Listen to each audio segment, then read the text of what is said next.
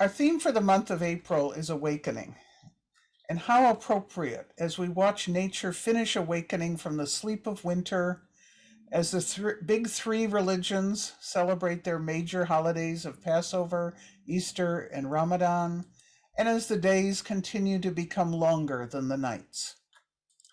When I think of awakening, I also think of enlightenment, both the state of adding more light and the state of increased awareness, insight, and knowledge. As a humanist, I learned to celebrate the Enlightenment in cultural history. That movement that began in the late 17th century and continued through the 18th century. A time when reason became more important than tradition, where knowledge was rooted not in what tradition told you was true, but in what carefully tested evidence and responsibly exercised reason told you. Truth was not in holy books and tradition, and not the property of the nobility or religious authorities, but could be pursued by any. A time when individual human rights became more important than the divine right of the church and of earthly rulers, where individual freedom and autonomy were expanded over the moral authority of the state and the church, where political rule became rooted in right rather than in might or in bloodlines, where scientific discipline and discovery emerged, where absolute monarchies gave way to democracies. A time when humankind emerged from the Dark Ages into a new age of enlightenment, or so the story went. Well, the French Revolution grew out of the Enlightenment and fed later revolutions in North America, Europe, Latin America, and Asia, and much later in African nations freeing themselves from imperialism. Even during the time of Enlightenment, there was a Counter Enlightenment that challenged these ideas. The Counter Enlightenment emphasized the dangers of individualism, seeing human individualism as quite risky, and also seeing conventional morality as superior to what individuals could come up with.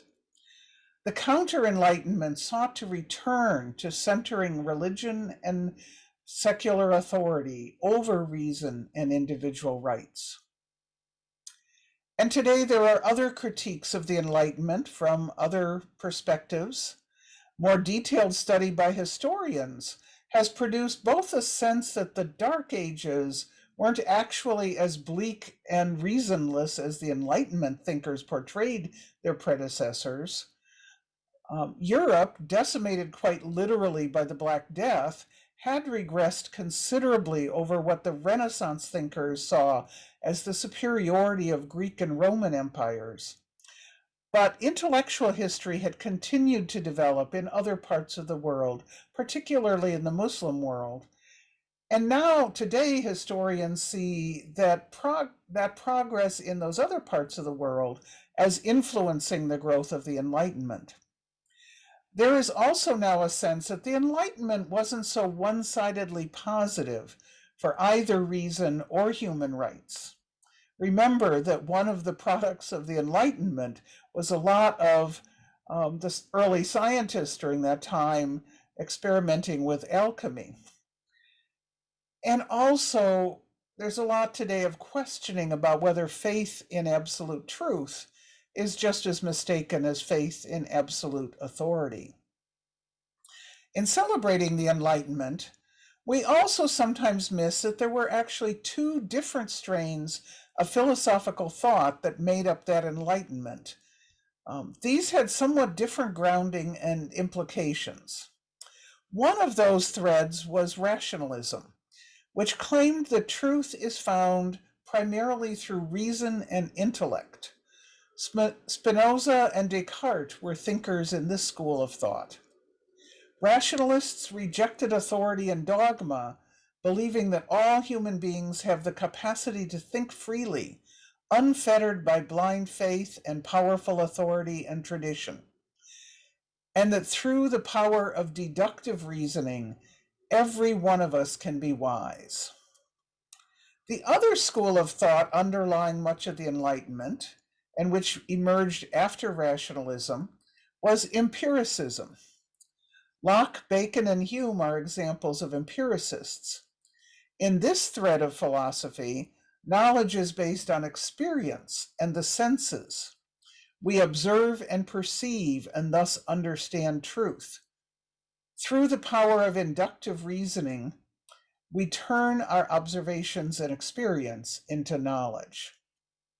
While those two schools of Enlightenment thought were in key ways in serious conflict, they also intermingled in the 18th century. They both agreed that the human mind was capable of getting closer to the truth without consulting any books or religious authority as the final authorities. Now, combining the power of observation and experience with the power of reason, scientific discovery exploded. So did the exploration of the world. So did education. So did ideas about ethics, removed from the world of rules and grounded instead in both reason and experience. This new worldview had enormous influence over the political realm as well. Who should rule and why? The divine right to rule through power and might or bloodlines was called into question. Political philosophy talked about implicit or explicit contracts between the governed and the government. And economics was transformed as well. The idea that economic power should be in the hands of individuals, not the authoritarian church and royal rulers, grew. The individualism of economic power outside church and state led to the idea that riches could be available to anyone, not just those who were born in a certain class. The idea of private property and one's individual rights to it was a challenge to the power of church and state. This idea evolved in one expression into the idea of capitalism, the idea that economic decisions should be made not by the church and state. So underlying capitalism is the idea that economic decisions should be made by those who have managed to accumulate capital. And a different kind of elite emerged. People who had taken risks and creativity, and yes, who had existing privilege, they could accumulate great wealth. With the sense that the Enlightenment was superior to so-called primitive societies, it also became easy for those influenced by the Enlightenment to see people in those other societies as inferior, undeveloped, and subject to be used in the service of so-called progress. Imperialism and enslavement became better organized. Most, though not all, Enlightenment thinkers were European men. They maintained that reason was a special property of men and that women were ruled by emotion and more easily fooled by tradition and faith. A few women challenged this. Mary Wollstonecraft comes to mind. She explicitly criticized the idea that women were naturally inferior. She argued instead, from both a rationalist and empiricist perspective, that while it might be true by experience that women were more interested in what she called frivolous things, and men more interested in serious things, this was actually a result not of women not being educated in the same way that men were. It could be overcome by education. It was not a natural difference, but artificial. Many years later, a young man named Felix Adler made pretty much the same argument. Mary Wollstonecraft also wrote more generally on Enlightenment ideas of the equality of all persons. She wrote a critique of Counter Enlightenment thinkers who argued for limits on the power of kings, but also argued that individuals were, without the power of the church and state to control them, rather dangerous. But it is true that most of the Enlightenment thinkers were well-educated European men. And I would argue that they had many gaps in their own reason. Even measured by the insights of the Enlightenment itself, deductive reasoning from false assumptions gives unreliable results. Inductive reasoning from experiences can also be poisoned by unconsciously ignoring some experiencing and focusing on that of others. An article in The Atlantic in March of 2020 looked at the post-2016 USA this way. A third of the country locked itself in a hall of mirrors that it believed to be reality. A third drove itself mad with the effort to hold on to the idea of knowable truth, and a third gave up even trying. The very ideas of reality, truth, reason, and progress are often questioned today. Even applying the rationalist and empiricist ideas of the Enlightenment, we have lots of evidence of how people in groups often make irrational decisions based primarily on emotional factors and winning over other groups. We know that belonging and feeling superior are strong factors in human behavior, often overriding reason and experience. We also have lots of evidence about how in-group and out-group dynamics work. Look at sports and how easily we human beings develop allegiances and enmities based on nothing rational at all. Using reason, we might conclude that the same tribalisms that helped human beings survive in small groups for millennia are driving human destruction today.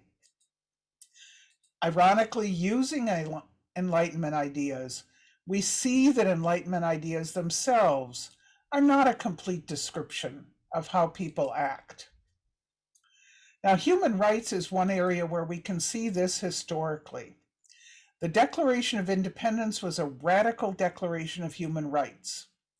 And yet, if you read it all the way through to the end, it implicitly does not extend the idea of the rights to life, liberty, and the pursuit of happiness, either to enslaved people or to the indigenous people of the land where the document was written.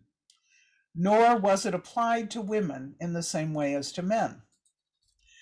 Most of us learned history in high school as a requirement.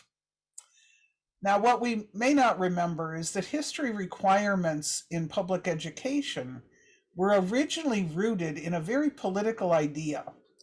The idea that everyone should understand how exceptional this nation is. And that has influenced what we learned in our history classes. Enlightenment ideas of reason and observation also influenced the field of history itself over time. And so the questioning of that authoritative and positive view of history, that questioning became more common. And new studies apply reason and observation to come to very different conclusions than that patriotic vision of the greatest nation on earth. The imperialism of Europe was questioned, and yet two major products of that European imperialism are still embodied in that declaration: the practice of enslaving Africans and the practice of taking land from the indigenous Americans for the use of the European settlers. The Declaration of Independence basically applied to white European males. Even the Enlightenment ideas of observation and reason didn't include a whole lot of questioning of that at the time by those white European descended men. Abigail Adams did ask that they remember the ladies, but not Africans or Native Americans.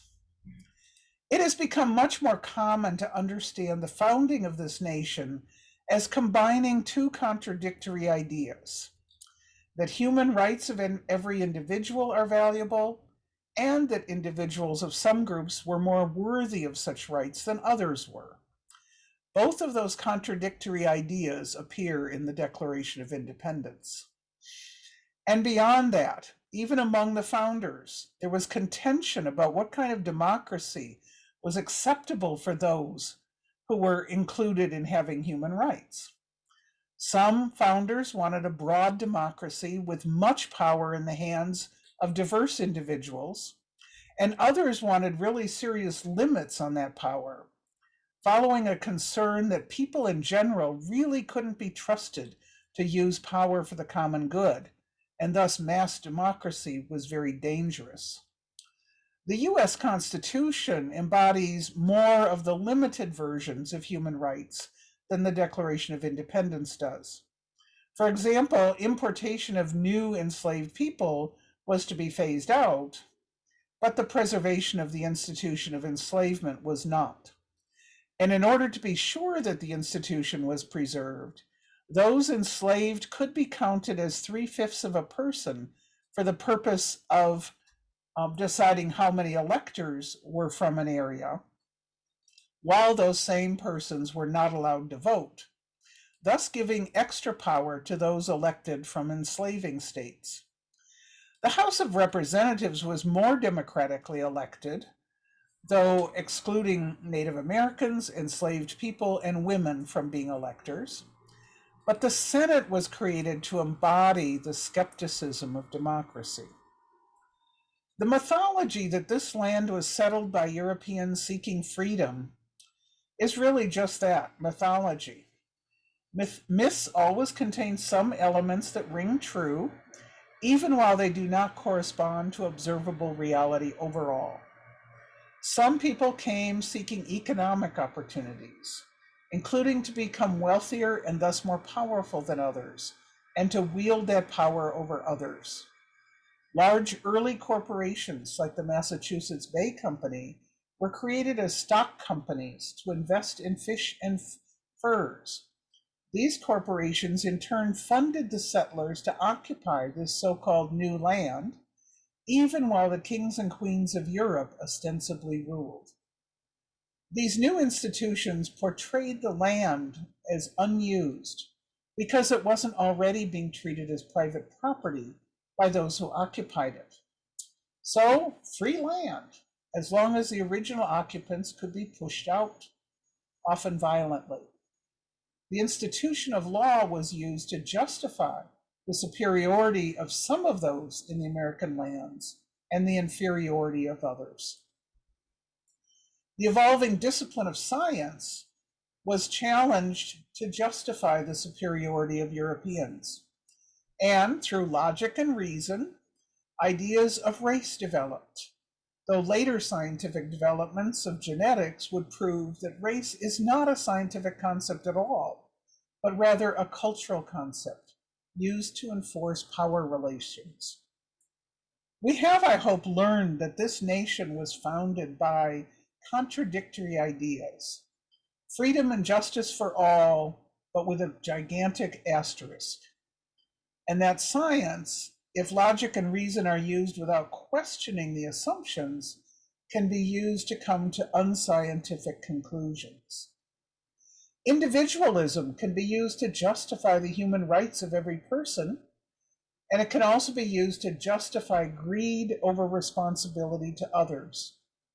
Individualism rejects the idea that one's place in society is permanently established by one's birth. Yet there was acceptance that some people's place in society was established by birth, and that had to be justified by belief that those people were not capable of self-rule, not capable of reason, in the same way as white European men were. The two Enlightenments, both rooted in some of the same ideas, came to very different conclusions about how people should live. I talked earlier about the two streams philosophically of the Enlightenment. There were also two streams in terms of how they played out. One stream of the Enlightenment rejected the very idea of representative democracy, even while using the rhetoric of logic and reason experience. Thomas Hobbes in the late 17th century notably believed in one version of the social contract, that government is created by the governed. But he believed that people created the state in order to transcend what he saw as natural lawlessness. And thus he believed the state must have ultimate authority and there should be a strong central monarch, because otherwise order can't be maintained. People in this theory are better off surrendering freedom in order to get order, because not having order will also result in a kind of lack of freedom. More moderate thinkers critique the idea of absolute rulers or monarchs, arguing that individual property rights could not be protected without them. Property rights were the primary right emphasized in this moderate wing of the Enlightenment. The government should be created by the enlightened, the already enlightened, the elite, the educated. Abuses of power would be avoided through the rule of law. The idea that every person should get to choose the government was alien to this Enlightenment wing. This wing thought that religion is also crucial to an orderly society. They believed that the church should be the root of moral decisions and provide education. This wing tended to be Protestant in religion, criticizing the absolute rule of the Pope and the abuses of the Roman Catholic Church, and yet retaining some hierarchical power within the structures of the church. Science was and is valued by this wing, but it would be in the service of those in power and held as co-equal with faith and with religion. And then there was the more radical wing of the Enlightenment, which believed in more fundamental rights beyond property rights and law and order. This wing believed that only a truly representative democracy could establish fundamental rights.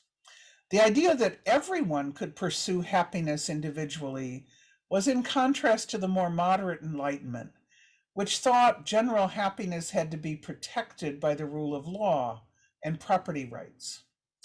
Out of the more radical wing grew the idea that secular and universal education was important to solve the obvious problems of the uneducated mass making decisions.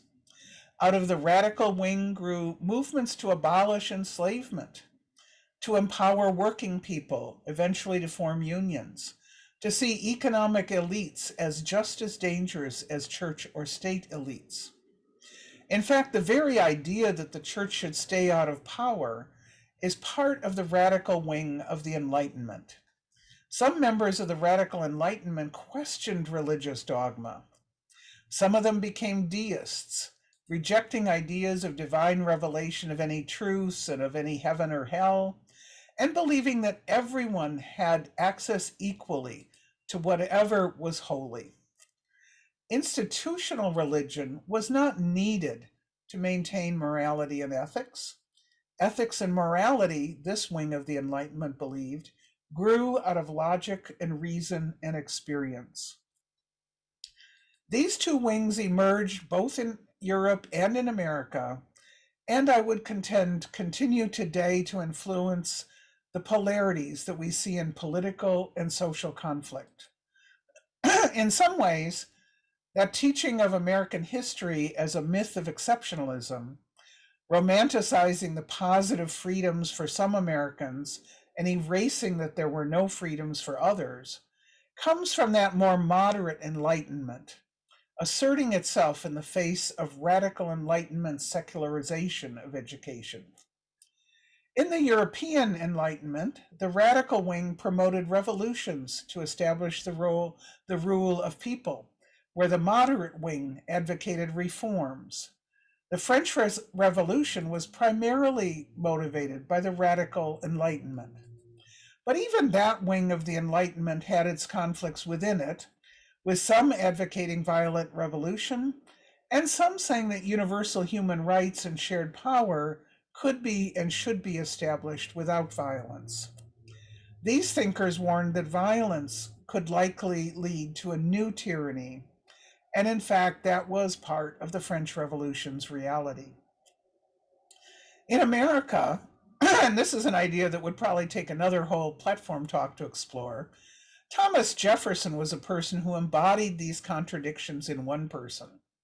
He radically maintained that the British Crown had no right to rule the European descended people in America.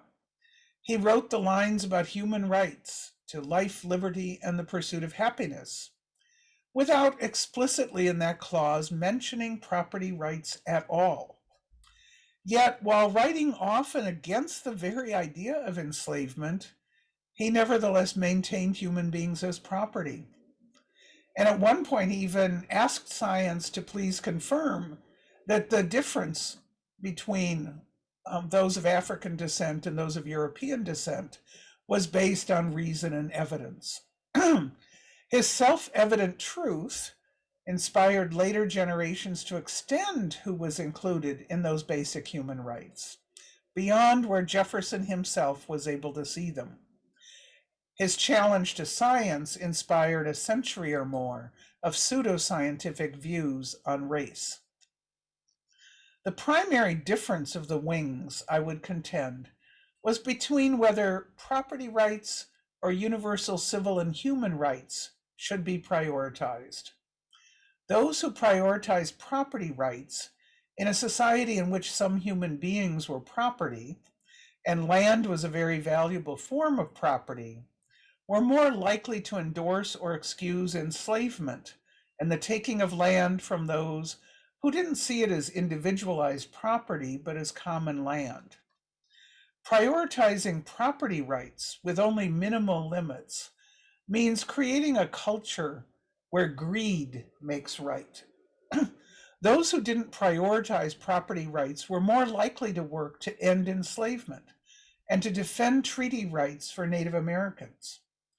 As a line in the introduction of the new book, 1619, says, in the context of the history of enslavement, white people enslaved us and white people freed us. Both were true. What we often fail to see is that each action was rooted in the Enlightenment. The Enlightenment was not a monolith. We heard the song earlier, "Freedom is my birthright." Freedom is my birthright and I don't care about yours. Or freedom is my birthright and so is it your birthright.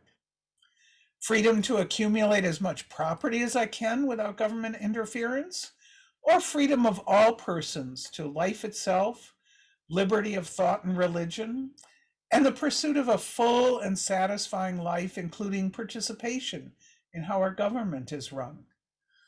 I don't think it's likely that many people are actually purely and completely in one camp or the other, which I think gives us the capacity to communicate, persuade, and change over time. But it is true that some prioritize one view over the other. Prioritizing property rights, I believe, today leads to advocating for tax cuts, especially for those who are the most wealthy, over social programs that serve the 99%. Prioritizing property rights today leads to ignoring climate change and its effects on the many, because those with more wealth might have to sacrifice some of their wealth. Prioritizing property rights leads to unfettered capitalism and the demand to keep government completely out of business at the same time that corporations are declared people under the law. Another difference between those two branches, one saw the established churches as the source of morality, with that foundation necessary to prevent social chaos. And on the other hand, there were those who saw the individual as capable of making spiritual and ethical decisions without religious authority, or in fact, seeing a lot of religious authority as unreasonable, immune to evidence and reason. We see that today in arguments over whether traditional religion should make the decisions about whose marriages are real, what gender means, or who gets to make the ethical decision to continue or end a pregnancy. That the priority of wealth and the authoritative morality of traditional religion are partnered with each other today is actually nothing new or surprising. The modern Enlightenment has always partnered property rights with the idea that the established churches should be society's moral authorities. To simply credit the Enlightenment as inspiration for us today misses, I think, important distinctions. The two enlightenments still influence us, and I think that's important to understanding where we are. The Enlightenment has grounded both freedom and oppression. Both are true. The myth of the Enlightenment as an unquestioned positive, like the myth of US founding as a democracy, is as a positive thing, and that there can be nothing negative unless it's an aberration. I think those myths require continual questioning. Where is it true? Where is it not true? Does it hold up to observation and reason? Do we take it on unquestioned faith and use laws to enforce that faith? And finally, let's acknowledge that that questioning itself, ironically, is a product of the Enlightenment. So we're now going to pause for a moment to say goodbye to those of you watching this on video. I hope you'll join us some Sunday in person or virtually to enjoy the more participative parts of our weekly meeting. Find our calendar at rysec.org.